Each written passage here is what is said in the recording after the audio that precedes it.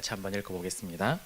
오순절 날이 이미 이름에 그들이 다 같이 한 곳에 모였더니. 아멘. 네, 오늘 사도행전 세 번째 시간을 가지는데요. 새로운 사람, 새로운 공동체의 탄생입니다. 예수님께서 오신 이후에 가장 큰 전환점은요, 오순절 성령 강림 사건입니다. 즉 오순절에 성령님께서 오셨다라는 거죠.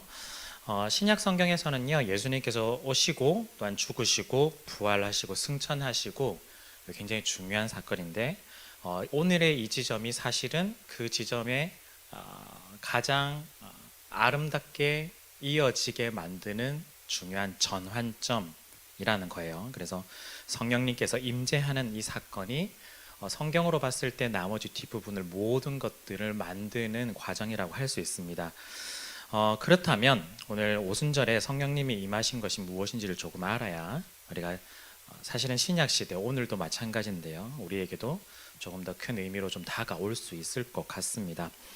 오순절 성령 강림은요, 갑자기 시작된 것이 아니고요, 구약시대 때부터 사실은 계속해서 이어져 오는 이야기입니다.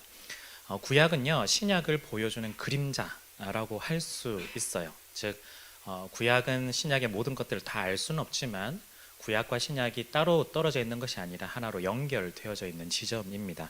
그래서 서로 다른 이야기가 아닌데요, 오늘 다시 한번 좀 찾아보려고 해요. 지난번에 표로 한번 봤었는데 우리 한번 표를 다시 한번 좀 보면 좋을 것 같습니다.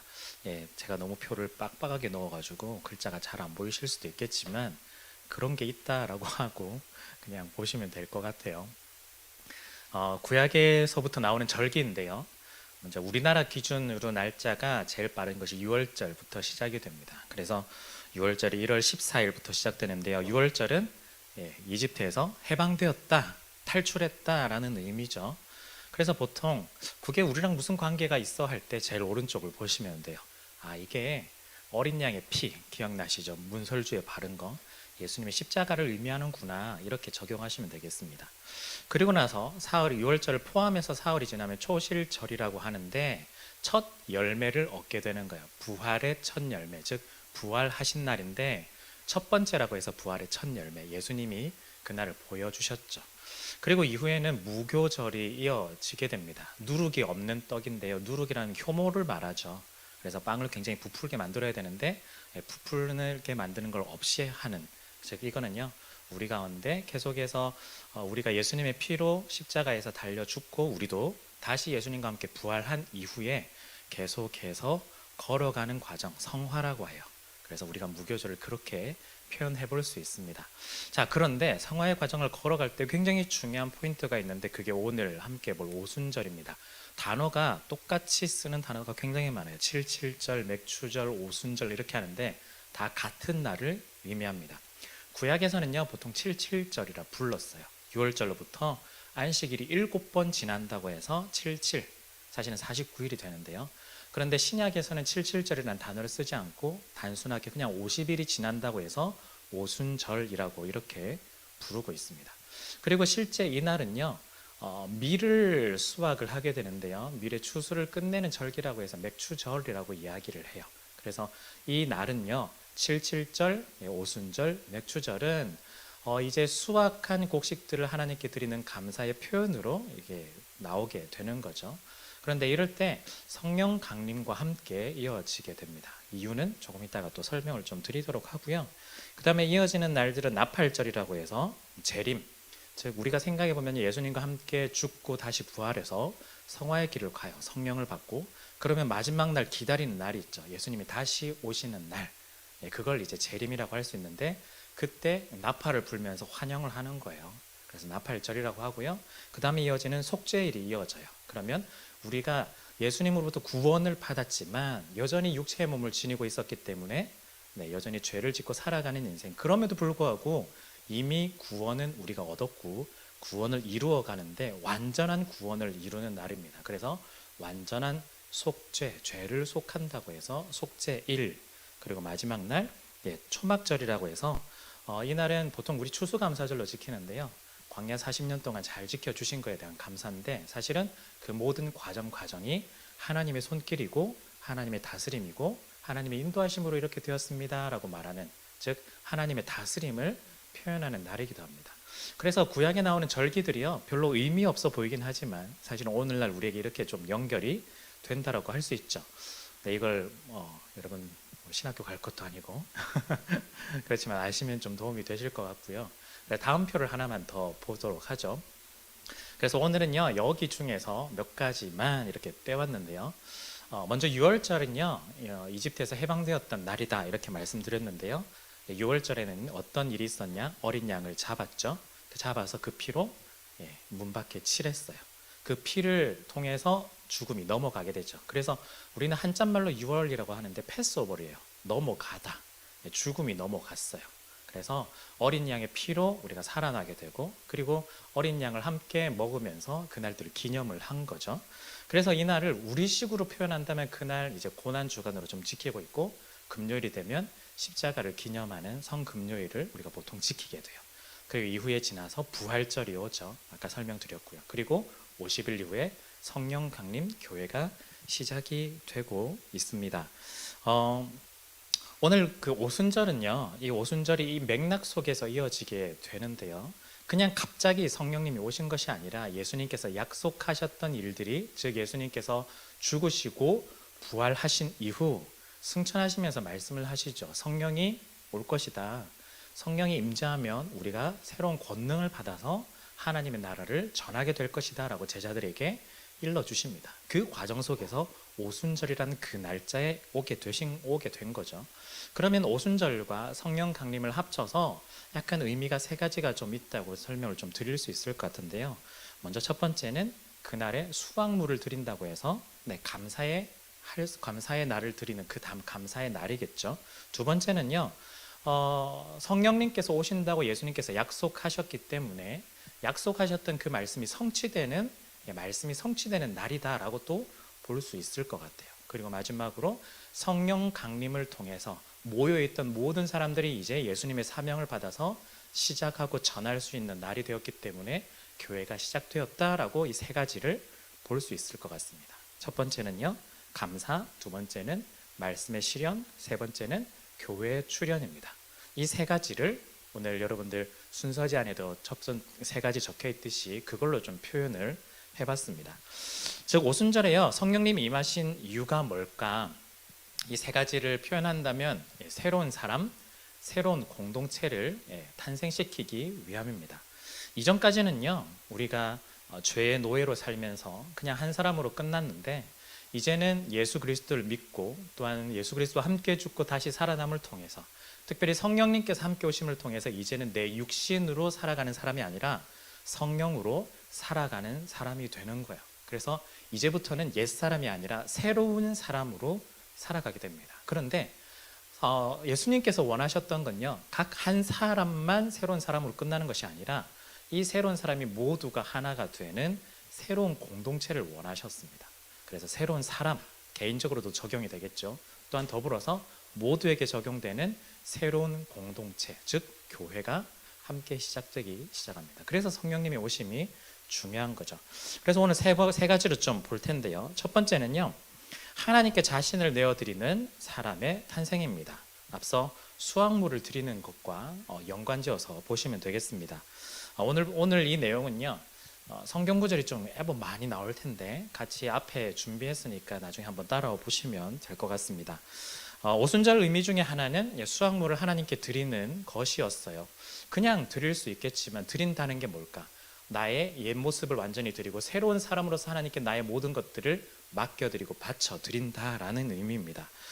먼저 로마서 8장 23절을 보면요, 그뿐 아니라 또한 우리 곧 성령의 처음 익은 열매, 아까 처음에 말씀드렸던 열매죠. 그 열매를 받은 우리까지도 속으로 탄식하여 양자될 것 곧 우리 몸의 속량을 기다리느니라. 우리 가운데 성령의 처음 익은 열매가 사실은 우리가 되었고요. 이제는 마지막 날 완전한 속죄를 향해서 그날들을 기대하고 소망하는 걸음을 걸어가게 된다라는 뜻이요. 우리가 성령의 처음 익은 열매를 받은 그런 존재들입니다. 그렇다면요, 좀 더 쉽게 말하면 우리가 성령의 사람이라는 거예요. 굉장히 어렵게 표현하고 있지만 성령의 사람입니다. 이 성령의 사람은 성령의 사람이기 때문에 이 성령에 속해 있는 거예요. 소유가 성령에게 잡혀 있는 존재가 바로 우리라는 뜻입니다. 즉 우리는 하나님의 것이고요. 하나님께 바쳐진 사람들이 바로 성령의 사람이라고 할 수 있어요. 고린도전서 6장 보시면요. 너희 몸은 너희가 하나님께로부터 받은 바 너희 가운데 계신 성령의 전인 줄을 알지 못하느냐. 우리가 성령의 전이죠. 그러면서 너희는 너희 자신의 것이 아니다. 값으로 산 것이 되었으니 그런즉 너희 몸으로 하나님께 영광을 돌리라. 하나님께 영광 돌리겠습니다라고 말은 하지만 이 의미에 담겨 있는 것은 우리는 우리의 것이 아니라 하나님의 것이다라는 게 여기 의미에 있는 거죠. 즉 성령의 사람은 어떤 의미냐면요. 그냥 단순히 성령님을 따라서 살겠습니다를 넘어서서 내 존재 자체가 하나님의 것이다라고 고백할 수 있는 사람인 거예요. 즉 하나님께 돌려드리는 사람인 거죠. 그래서 더 이상 자신을 우리 인생을 내 마음대로 내 인생 내가 주인인데 내 마음대로 살겠습니다라고 하지 않아요. 이제는 성령님이 우리의 인생의 주인이 되어 주셔서 성령님이 인도하시는 대로 우리가 따라가겠죠. 그래서 우리가 보통 이 고백을 해요. 로마서 12장에 이런 고백을 갈라디아서 5장 16절과 17절에 이렇게 이야기하는데요. 내가 이르노니 너희는 성령을 따라 행하라. 그리하면 육체의 욕심을 이루지 아니하리라. 육체의 소욕은 성령을 거스르고 성령은 육체를 거스르나니 이 둘이 서로 대적함으로 너희가 원하는 것을 하지 못하게 하려 함이라. 이제는 우리가 세상의 방식, 우리 마음대로 내가 주인인 방식이 아니라 하나님이 주인이 되셔서 하나님 나라의 방식으로 살아가는 사람들입니다. 그런데 쉽지는 좀 않죠. 왜냐하면 우리가 완전하게 지금 성령으로 다 채워진 사람들이 아니기 때문이라고 할 수 있어요. 여전히 육체를 가지고 있는 사람들인 거죠. 그래서 우리가 성령을 따라서 행하면서도 성령의 그 모든 것들이 우리가 가지고 있는 욕심, 욕망들을 이겨내기 위해서 싸워내는 그 과정들이 계속해서 이어갑니다. 그러면서 우리 로마서 12장에 보면 그러므로 형제들아 내가 하나님의 모든 자비하심으로 너희를 권하노니 너희 몸을 하나님이 기뻐하시는 거룩한 산 제물로 드리라. 이는 너희가 드릴 영적인 예배니라. 너희는 이 세대를 본받지 말고 오직 마음을 새롭게 함으로 변화를 받아 하나님의 선하시고 기뻐하시고 온전한 뜻이 무엇인지 분별하도록 하라. 우리가 영적 예배를 드린다고 하니까 뭔가 특별한 예배를 드린다고 하지만 그게 아니라 사실은 성령의 전인 우리가 드려지는 예배가 영적인 예배인 거예요. 즉 하나님께 모든 것들을 맡기고 하나님께 모든 것들을 드리면서 하나님이 우리의 왕이 되시고 주인이 되시는 것. 그래서 첫 번째 우리 제목이 뭐였죠? 하나님께 자신을 내어드리는 그 사람이 탄생이 됐어요. 즉 우리는요 성령님이 오셨다라는 건 오늘날 우리에게도 여러분들에게도 성령님이 오셨는데 그 말은 뭐냐면 여러분들의 인생의 주인이 여러분이 아니라 하나님이 여러분들에게 있어서 왕이 되시고 주인이 되어 주시기 때문에 그래서 성령님이 우리 가운데 되어 있어서 성령의 전이기 때문에 여러분들은 하나님께 모든 것들을 맡기고 내어 드리는 그런 인생이 되었고 또 앞으로 되기 위해서 더 여러분들의 삶을 살아가야 한다라는 뜻입니다. 우리에게 이 이야기를 첫 번째 들려주세요. 그리고 두 번째 우리에게 들려주시는 이야기는 뭐냐면 율법을 마음에 새긴 사람들이 나타났다라는 거예요. 율법을 마음에 새긴 사람들. 우리가 성경을 보시면 율법이라는 단어에 좀 헷갈려 하시는 경우들이 있어요. 어떨 때는 긍정적으로 보고 어떨 때는 부정적으로 성경에서 사용을 하거든요. 일반적으로 율법이라고 하면 그냥 말씀이라고 받아들이시면 돼요. 그런데 갈라디아서 같은 경우에는 율법을 잘 지켜야만 구원을 받는다라고 생각하는 사람들이 있었기 때문에 여기서는 좀 부정적인 거예요. 어떤 행동의 대표적인 것들이 율법이라고 여겨왔던 거죠. 그런 의미를 빼고는 대부분의 율법은 하나님께서 하나님의 백성으로 살아가도록 주시는 말씀이다라고 받으시면 되겠습니다. 그 말씀이 이제 우리 마음 가운데 새겨졌다라는 거죠. 이게 어떤 의미일까? 처음에 하나님께서 이스라엘 백성들을 하나님의 백성으로 먼저 삼아 주셨어요. 그리고 백성으로 삼아 주시면서 이제부터 너희들은 내 백성이니까 백성답게 살아야 돼라고 하면서 율법을 주셨습니다. 그 대표적인 율법이 10계명인 거죠. 순서를 헷갈리시면 안 돼요. 이게 이미 헷갈리실 수도 있는데 10계명을 잘 지켜야 구원받을까? 아니라는 거예요. 이미 우리는 하나님의 백성이기 때문에 백성답게 살려면 우리는 지금까지 어떤 게 백성인지 잘 몰랐기 때문에 지침서, 매뉴얼 같은 걸 우리 가운데 주신 거예요. 아, 이렇게 사는 것이 하나님다운 백성이군요. 하나님의 백성은 이렇게 살아야 되는군요 라고 하면서 십계명 우리 가운데 주셨다라는 거예요. 그런데 이 십계명을 주시면서 하나님께서는요, 어떻게 우리 가운데 요구를 주셨냐면, 사실은 그냥 말로써만 한 것이 아니라 그 당시에 돌판에 새겨 주셨습니다. 출애굽기 24장에 보면요, 여호와께서 모세에게 이르시되 너는 산에 올라 내게로 와서 거기 있으라. 내가 그들을 가르치도록 내가 율법과 계명을 친히 기록한 돌판을 내게 주리라.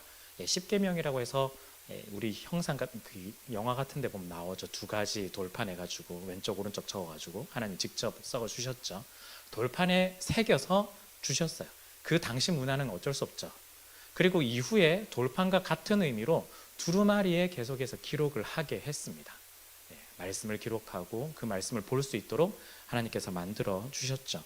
이 돌에다가 하나님께서 무슨 말씀을 하셨는지, 어떤 명령을 하셨는지를 기록하면서 사람들이 보고 그 말씀을 잘 지켜야 되겠다라고 처음에는 생각했겠지만, 사실은 뒤로 가면 갈수록, 시간이 지날수록 그 말씀을 잘 지키지 않았어요. 돌판에 새긴 것뿐만 아니라 두루마리에 쓴 모든 내용들 다 지키지 않았습니다.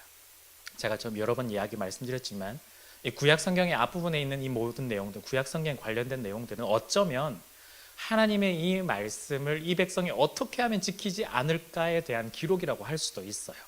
이 백성들은요, 하나님의 말씀을 처음부터 끝까지 제대로 지킨 적이 한 번도 없었습니다. 그 말이 무슨 뜻이냐면, 이 이스라엘 백성들이 문제가 있다라는 뜻이라기보다는 인간 자체가 하나님의 말씀을 원하지 않는다라는 뜻입니다. 하나님의 말씀을 원하지 않기 때문에 잘 지키지 않는 거죠. 즉, 우리가 앞서 본 것처럼 처음에 새로운 사람이 탄생할 때 육신의 소욕과 성령의 소욕이 계속해서 싸우잖아요. 우리의 마음 가운데 있는 육신의 소욕들이 하나님의 말씀이 들어올 때 그걸 자꾸 거부하고 그대로 따라가지 않으려고 노력하는 모습이 원래 인간의 모습이었고, 대표로 말씀을 통해서 이스라엘 백성들이 그러했다라는 걸 우리 가운데 지금 보여주는 겁니다. 사실은 우리가 성경을 보는 건 거울과도 같습니다. 이스라엘 백성들 참 문제가 많아 라고 하는 게 아니라, 내가 이 모습이구나를 지금 보여주기 위해서 지금 말씀으로 이야기를 하고 계시는 거거든요.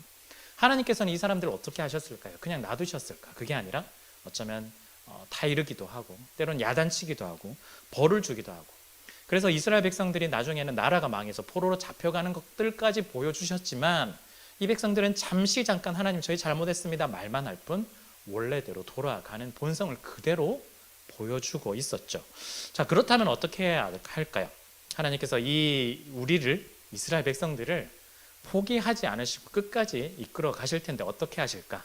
하나님은 사랑하시기 때문에 안 되겠어, 이제는 이 말씀을 돌판 두루마리에 새겨가지고 알려주는 것이 아니라 다른 방식으로 알려주시기 시작합니다. 즉, 이걸 두루마리에 쓰고 돌판에 썼을 때는 우리 속에 있는 인간 본성이 계속해서 거부를 했기 때문에, 즉 인간 본성 자체를 완전히 바꾸시는 작업을 하시는 거죠. 즉, 이 마음 가운데 아예 내가 이제부터 말씀을 새겨 놓겠어 라고 하나님이 말씀하십니다. 새로운 마음을 주셔서 우리의 마음 가운데 하나님의 말씀을 새기는 작업을 하는 거죠. 그래서 저는 이 말씀 본 적 없어요 하기도 전에 우리의 마음 가운데 말씀을 주셔서 이 말씀 그대로 순종하며 살아갈 수 있는 사람을, 새로운 사람을 만들어 내신다라는 거예요. 예레미야 31장 한번 보시도록 하죠. 여호와의 말씀이니라. 보라, 날이 이르니니 내가 이스라엘 집과 유다 집에 새 언약을 맺으리라. 이 언약은 내가 그들의 조상들의 손을 잡고 애굽 땅에서 인도하여던 내던 날에 맺은 것과 같지 아니할 것은, 이게 바로 말씀드렸던 십계명이라고 보시면 돼요. 시내산 언약이라고 하는데 돌판에 새겨준 그 언약입니다. 그런데 내가 그들의 남편이 되었어도 그들은 내 언약을 깨트렸음이라. 여호와의 말씀이니라. 언약을 깨트렸다고 할 때 약속을 어겼다라고도 볼 수 있겠지만, 우리가 지금 이 맥락 속에서는 마치 돌판을 집어 던져서 난 본 적 없어 하면서 깨트린 거랑 마찬가지예요. 두루마리에 적었어도 두루마리 찢어버리고 나 그 말씀 못 봤는데, 이런 거랑 비슷해요. 지금 이 정도로 지금 하나님과의 약속을 깨트려 버렸다라는 거예요. 그런데 이어서 보면, 그러나 그날 후에, 사실은 그날은 예수님의 그래서 십자가에 죽으시고 부활하시는 그날을 말하는데요. 그날 후에 내가 이스라엘 집과 맺을 언약은 이러하니 곧 내가 나의 법을, 율법을 말씀입니다. 나의 법을 어디에다 기록하냐며 그들의 속에 두며, 즉 우리 마음 가운데 두고 그들의 마음에 기록하여 우리 마음 가운데 하나님의 말씀을 기록하게 될 거예요. 그래서 이 기록함을 통해서 하나님이 다시 한 번 더 우리의 정체성 또한 하나님과의 관계를 새롭게 하는 거죠. 나는 그들의 하나님이 되고 그들은 내 백성이 될 것이라. 우리 작년에 우리 가을 수련회 하면서 이제 다 잊어버리신 건 아니시죠? 네, 우리 한번 했었던 언약에 관련된 내용들, 네, 그 내용이에요. 하나님은 우리의 하나님이 되시고 우리는 하나님의 백성이 되는 것. 그리고 또 신약적인 표현을 한다면 하나님은 우리의 아버지가 되시고 우리는 하나님의 자녀가 되는 것. 그것이 지금 이 이야기를 합니다. 어떻게 가능할까? 그날 이후에 성령님께서 우리 가운데 오셨을 때 우리 속에, 우리 마음 가운데 말씀을 두고 말씀을 기록해서 절대 지워지지 않는, 우리가 깨트릴 수 없는, 박살낼 수 없는, 찢어버릴 수 없는 그 말씀을 우리 가운데 허락하신다라는 거야. 그래서 우리 마음 가운데 하나님의 말씀을 주셔서 이제는 말씀을 따라 섬기는 사람, 지나가면 성령님께서 우리 가운데 말씀을 생각나게 해주셔서 말씀에 순종할 수 있도록 만들어 주신다라는 겁니다. 여러분, 우리는요 어떤 사람이냐면요, 성경책을 들고 다니면서 어플로 성경을 보면서 성경책이 여기 있어라고 하는 사람이 아니에요. 사실은 물론 잘 모르기 때문에 꾸준히 읽어야 되겠죠. 그렇지만 하나님께서 은혜를 주셨기에 성령님이 우리 마음 가운데 오셔서 우리 마음 가운데 예수님을 잘 믿고 또한 성령님 말씀에 따라 순종하며 나갈 수 있는 은혜를 우리 가운데 주셨다라는 거예요. 여기에 하나님의 진정한 말씀이 새겨져 있는 사람들입니다. 그 말은 우리가 말씀을 못 봤어요 하면서 핑계대면서 순종하지 않는 존재가 아니라 이제부터는 그 말씀에 따라서 진짜 순종하며 나아갈 수 있는 존재, 새로운 존재들이 되어서 죄의 노예가 아니라 하나님의 백성으로, 하나님의 자녀로, 자녀답게, 백성답게 살아갈 수 있도록 만들어 주신다라는 거예요. 그래서 성령의 사람은요, 여러분들 우리가 생각하기에 어떤 특별한 은사를 받는 사람, 능력을 발휘하는 사람, 그런 사람도 있을 수도 있겠죠. 그런데 그것이 핵심이 아니라 하나님께서 내 인생의 주인입니다 라고 고백하는 사람, 우리 첫 번째에서 봤죠. 하나님이 나의 왕입니다 라고 고백할 수 있는 사람, 그리고 우리의 마음 가운데 하나님의 말씀을 새겨주셔서 하나님, 이제 제가 하나님의 말씀에 순종하며 살아가겠습니다 하면서 그 삶을 살아가는 사람들, 사실은 그 사람이 성령의 사람인 거예요. 우리는 때로는요 스스로 보기에 내가 구원을 받았나? 내가 성령님이 계시나? 내가 정말 그렇게 살아가고 있나? 라고 할 때 이렇게 확인해 보시면 돼요. 하나님이 정말 나의 왕으로 내가 고백하고 있느냐? 아니면 내가 나의 마음 가운데 있는 그 말씀을 따라서 순종하려고 노력하고 있느냐? 이 질문으로 봐도 여러분들의 구원의 여부들, 성령님이 계시는 여부를 점검하고 확인할 수 있다라는 겁니다.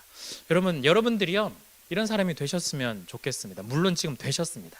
어쩌면 그걸 깨달아야 되는데 그걸 잘 깨닫지 못하는 과정일 수도 있어요.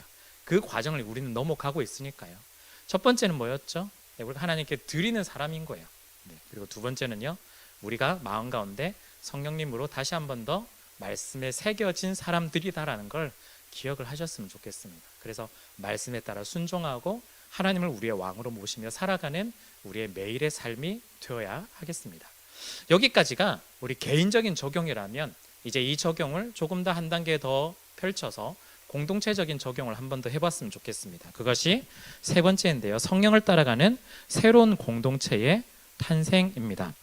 오순절 성령 강림이 가지는 가장 큰 의미 중에 하나가 뭐냐면 교회가 시작되었다라는 거예요. 성령님이 필요한 이유는요, 단순히 구원 받기 위해서 천국 가는 것, 그것만으로 필요가 끝이 아닙니다. 이런 거예요. 인간이 인간 되게 하는 가장 중요한 게 무엇일까? 우리는 말씀을 통해서 확인해 보지만 말씀을 통해서 볼 때는 성령님이에요. 사람은 흙으로 지어졌는데요, 하나님께서 생기를 불어넣자 이전까지는 그냥 흙덩어리였는데 이제는 사람이 됩니다. 창세기 2장에 이런 말씀 있죠. 여호와 하나님이 땅의 흙으로 사람을 지으시고 생기를 그 코에 불어넣으시니 사람이 생명이 되니라. 생기가 들어오자 진짜 살아있는 사람이 됐어요. 그전에는 그냥 흙덩어리예요. 쉽게 말하면 성령이 우리 가운데 오시지 않으면 그냥 흙덩어리인 존재가 우리들이라는 거예요. 성령님이 우리 가운데 오셨을 때 우리가 생기가 왔을 때 우리가 살아있는 영, 살아있는 존재가 우리가 될 수 있다라는 거죠. 그래서 우리가 인간이지만 그냥 인간으로 머물지 않는 살아있는 생명의 존재들이 우리다라는 거예요. 그렇기 때문에 성령을 의지하지 않는 사람은요, 하나님의 사람이 아닐 뿐더러 어쩌면 이 말씀에 따르면 그냥 눈은 뜨고 있지만 죽어있는 흙과 같은 그런 존재일지도 모릅니다. 교회도 마찬가지예요. 우리가 공동체 이야기를 하지만요, 성령이 역사하지 않는 교회는 사실은 교회가 아닙니다. 그냥 종교 집단이에요. 자신들의 이익을 위해서 모인 사람들이다라는 거예요. 성령이 없는 그런 모임은요, 어떤 모임이 될까? 굉장히 탐욕적인 모임이 될 거고요, 굉장히 위선적인 모임이 될 거고요, 때로는 굉장히 잔인하고 때로는 굉장히 불의할 겁니다. 그런데 그 앞에는 하나님의 이름을 자꾸 들먹일 거예요. 왜냐하면 배운 게 그거고 우리가 그 이름 아래 지금 안에 있기 때문인 거죠. 그렇기 때문에 성령으로 우리가 이루어진 교회냐, 성령의 인도하심을 받는 교회냐, 아닌 성령이 없는 교회냐, 우리 스스로를 확인해야 됩니다. 근데 확인하기 위해서는요, 우리 각자 먼저 스스로를 확인해 봐야 돼요. 나는 제대로 성령의 사람이 아닌데 왜 우리 교회는 이래? 이게 아니라는 거예요. 왜냐하면 교회라고 하는 건요, 예수 그리스도의 이름으로 고백하는 사람들의 모임임과 동시에 그 모이는 구성원 한 사람 한 사람 한 사람이 예수 그리스도를 주로 고백하는 사람들로 구성이 되어 있기 때문이에요. 즉 여러분들 한 사람 한 사람이 교회이고요, 또한 우리가 교회라는 여러분들이 모여있기 때문에 다시 한 번 더 교회라고 이야기를 하는 거예요. 각자 한 사람이면서 동시에 하나의 공동체가 교회인 거죠. 그렇다면요, 여러분들 각자 한 사람과 더불어서 우리 공동체인 교회가 정말 성령의 새로운 교회가 되었다면 어떤 태도로 나아가야 될까? 탐욕과 불의와 위선과 이런 것들과 완전히 반대되는 그런 삶을, 또한 그런 모습을 교회는 보여주게 될 겁니다. 즉 성령을 통해서 우리가 구원의 은혜를 얻게 될 거고요, 하나님 나라의 일을 감당할 수 있게 됩니다. 여러분, 하나님 나라의 일이 뭘까요? 전도하고 선교하는 거, 그냥 나가서 소리치는 거, 친구 데려오는 거, 이것만이 하나님 나라의 일일까? 물론 예수님께서 중요한 명령으로 우리 가운데 말씀해 주셨기 때문에 해야 돼요. 그런데 예수님께서 자신의 사역을 시작하실 때 먼저 하나님 나라를 선포하실 때 하나님 나라가 이런 거다라고 예수님께서 선포하신 내용이 있어요. 그걸 이사야 61장에서 따왔는데요, 그것만 한 번 더 보도록 할게요. 이사야 61장인데요, 예수님께서 이 구절 그대로 사역을 시작하실 때 말씀을 하세요. 주 여호와의 영이 내게 내리셨으니, 즉 성령이 임했을 때입니다. 성령이 임했을 때 여호와께서 내게 기름을 부으사 가난한 자에게 아름다운 소식을 전하게 하려 하심이라. 여기 아름다운 소식은 우리가 잘 아는 굿뉴스, 복음을 말해요. 그 복음이 뭐냐? 나를 보내사 마음이 상한 사람을 고치는 일, 그리고 포로된 사람들이 자유하게 되는 일, 갇힌 자에게 노임을 선포하는 일, 여호와의 은혜의 해와 우리 하나님의 보복의 날을 선포하여 모든 슬픈 자를 위로하는 일. 여기서 은혜의 해는요, 희년을 말하는데 50년마다 오는 모든 자유를 선포하는 날이고요, 보복의 날은 심판의 날입니다. 정의가 있는 그 날인 거죠. 그래서 슬픈 사람들, 정의가 없어서 힘든 사람들에게 하나님께서 정의를 선포하셔서 슬픈 자를 위로하게 해주신다는 뜻입니다. 그리고 무릇 시온에서 슬퍼하는 자에게 화관, 즉 머리에 관을 씌워 주신다는 거예요. 이 관이 어떤 관일까요? 보통 왕에게 씌워주는 그 관인 거예요. 슬픈 자를 위로하면서 네가 하나님의 자녀야, 네가 하나님의 아들이야, 이제부터 하나님 나라를 다스려 나갈 사람이야 라고 선언해 주신다는 거예요. 그래서 제 대신에 기쁨의 기름으로 그 슬픔을 대신하며 찬송의 옷으로 그 근심을 대신하시고 그들의 의와 나무 곧 여호와께서 심으신 그 영광을 나타낼 자라 일컬음을 받게 하려 하심이라. 여러분, 물론 큰 맥락 속에서 예수 그리스도의 십자가에서 죽으시고 부활하심으로 죄를 사하고 구원하는 이야기가 굉장히 잘 나와 있지만 그 과정 속에서 어떤 일들이 일어나죠? 단순히 전도만 하는 것이 정답이다라고 이야기를 하지 않아요. 그 과정을 드러내는 과정, 즉 복음을 전하는 과정, 하나님 나라를 선포하는 데 있어서 약한 자와 마음이 힘든 자와 상한 자를 다 위로하고 회복시키는 일들이 굉장히 많이 일어난다는 거예요. 즉 하나님 나라를 너무 좁게 보지 마세요. 하나님 나라를 단순히 복음 전하는 일, 전도하는 일이 하나님의 일이다라고 생각하지 마시라는 뜻입니다.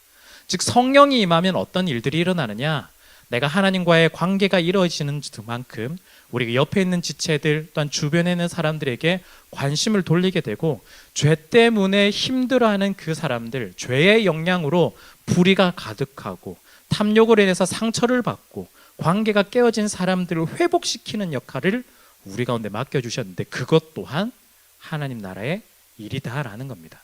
이를 통해서 진짜 궁극적인 죄사함을 우리가 선포할 수 있게 되고, 다시 한 번 더 예수님 앞으로 안내하여 예수님을 통해서 다시 한 번 더 죄사함을 얻고 구원에 이르는 길을 우리가 감당할 수 있게 된다는 거예요.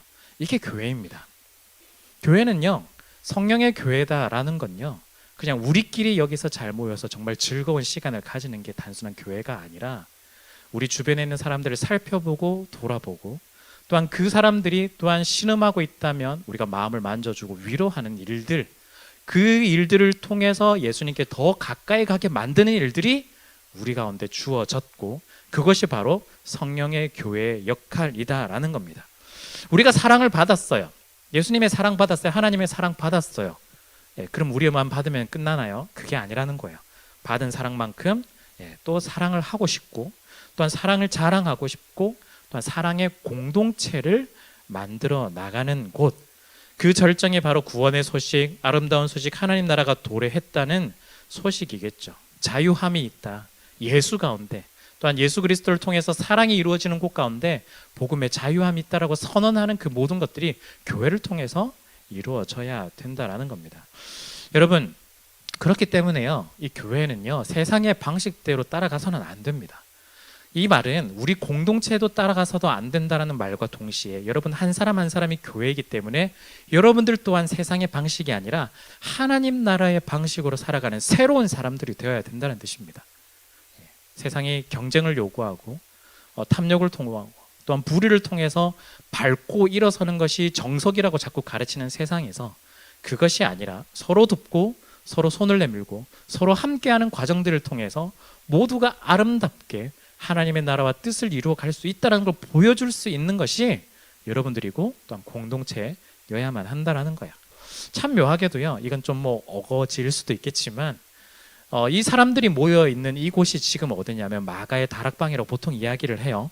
다락방이라고 하면 1층은 아니겠죠. 2층이나 3층 이렇게 될 수 있겠죠. 뭔가 참 묘해요. 마치 1층이 이 세상과 붙어 있는 장소라면 세상에서는 조금 잠시 떨어진 것 같지만, 그렇다고 완전히 하늘에 있는 것도 아닌 어중간한 중간쯤에 있는 그 자리, 마가의 다락방에 이 사람들이 모여서 성령을 받고 교회가 시작이 되었습니다. 어쩌면요, 교회가 그런 위치에 있는 것 같아요. 완전히 세상의 속에 있는 것도 아닌 세상과 구별된 2층과 3층의 지점이고, 그렇다고 우리가 완전 천국으로 간 것도 아닌 약간 중간에 애매한 지점이 있는 존재가 우리들인 것 같아요. 애매하다라고 말하지만 사실은 가장 하늘과 땅을 연결 지어줄 수 있는 가장 중요한 자리인 것 같아요.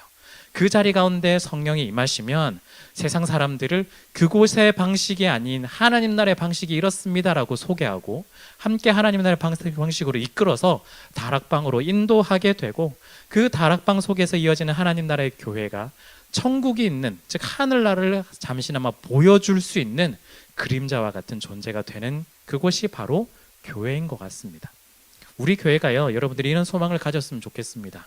세상 사람들이 기대하고 또한 세상 사람들이 또한 소망하는 그곳, 그리고 이 우리 모습을 통해서 하나님 나라를 잠깐이라도 비춰줄 수 있는 그런 교회가 됐으면 좋겠습니다. 우리 청년이부가 그렇게 되었으면 좋겠어요. 우리의 모습을 통해서 하나님을 보여줄 수 있고, 하나님 나라가 이런 곳이다 라고 알려줄 수 있고, 또한 세상 사람들은 우리 공동체 가운데 예수 그리스도를 알고 또한 찾아올 수 있는 그런 존재였으면 좋겠습니다. 그래서 그런지 우리는 어쩌면 마가의 다락방은 5층은 아닐지라도 우리는 5층 정도까지는 와 있으니 조금 더 보여줄 수 있지 않을까 생각합니다. 왜냐하면 여러분들이 충분히 그렇게 지금 삶을 살아가고 있기 때문인 거예요. 여러분, 오늘 내용을 잠깐 정리를 해보면 참 좋을 것 같습니다. 성령께서 오셨다라는 게 뭘까? 그냥 내가 어떤 우리가 잘 아는 방언을 한다, 능력 있다, 지금 그 얘기를 하는 게 아닙니다. 물론 그 얘기는 다음 주에 다시 한번 또 보겠지만, 성령께서 오셨다는 건요, 이제는 옛 사람이 아니라 완전히 새로운 사람이 시작되었다. 이제는 옛 공동체가 아니라 새로운 공동체가 시작되었다. 탄생을 의미하는 이야기입니다. 세상의 방식이 아니라 하나님 나라의 방식으로 살아가는 사람들과 하나님 나라의 방식으로 이루어져가는 공동체가 시작되었다라는 것, 그게 오순절날 이어지면서 그 의미를 담아서 성령 강림이 이루어지고 또한 그 사람들에게 말씀되어지고 다시 한 번 더 우리에게 그 의미가 적용이 되는 거죠. 여러분, 그렇다면 어떻게 좀 더 적용할 수 있을까요? 우리가 하나님께 우리 자신을 기쁘게 더 드릴 수 있었으면 좋겠습니다. 예, 기쁘게 드릴 수 있었으면 좋겠습니다. 우리가 우리 인생의 주인이라고 자꾸 생각하는데 하나님께서 우리 인생의 주인이시며 왕이시라는 사실을 우리가 기억하기를 소원합니다. 더불어서 우리의 마음 가운데 하나님께서 성령님이 오셔서 마음 가운데 말씀을 새겨 주셨습니다. 예, 자꾸 말씀 모른다고, 생각나지 않는다고, 난 그런 적 들은 적 없다고 도망가지 마시고, 우리 가운데 성령 하나님께서 말씀을 새겨 주셨기에 우리가 그 말씀을 의지해서 더 붙잡고 한 걸음 한 걸음 더 나아갔으면 좋겠습니다. 정말 감사한 건요, 우리가 도망가고 회피하더라도 하나님께서는 여전히 끝까지 우리의 하나님이 되시고 아버지가 되시고 왕이 되시며 우리의 손을 붙잡고 계속해서 나아가실 겁니다. 그걸 기대하며 소망하며 나아갔으면 좋겠습니다. 그리고 마지막으로 우리의 공동체, 특히 여러분들 한 사람 한 사람이 성령을 따라가는 성령의 공동체가 되었으면 좋겠습니다. 불의와 탐욕과 이것들이 우리 가운데 있는 것이 아니라 서로를 세워주고 서로를 보여주고 서로를 사랑하고 또한 서로를 더욱더 세워주는 그 관계 속에서 하나님 나라를 우리를 통해 보고 또한 하나님 나라가 이런 곳이다라는 걸 우리를 통해 세상 사람들이 알게 되는 그런 새로운 공동체가 되기를 원합니다. 경쟁과 밟고 일어서는 그런 모든 세상살이 가운데 우리가 살아가는 방식이 다르다라는 걸 우리가 성령의 사람, 성령의 공동체로 새롭게 표현해 되기를 원합니다. 여러분들 또 내일부터 삶으로 돌아가셔서 또한 충분히 또 굉장히 힘들게 하루하루를 또 보내시게 될 텐데 그곳 가운데서 성령의 도우심을 받아 우리가 여러분들이 넉넉하게 이겨내고 걸어가셨으면 좋겠습니다. 참 쉽지 않고 또한 옆에 있는 사람들 다 여러분들의 마음을 다 알지 못하겠지만 여러분들 마음 가운데 계신 성령님께서 여러분들을 잘 알고 계시기에 이 길들을 넉넉하게 걸어가고 또한 이겨낼 수 있도록 도와주실 겁니다. 새로운 사람, 새로운 공동체로 한 주간 또한 살아가신 여러분들 되시기를 간절히 바랍니다. 아멘.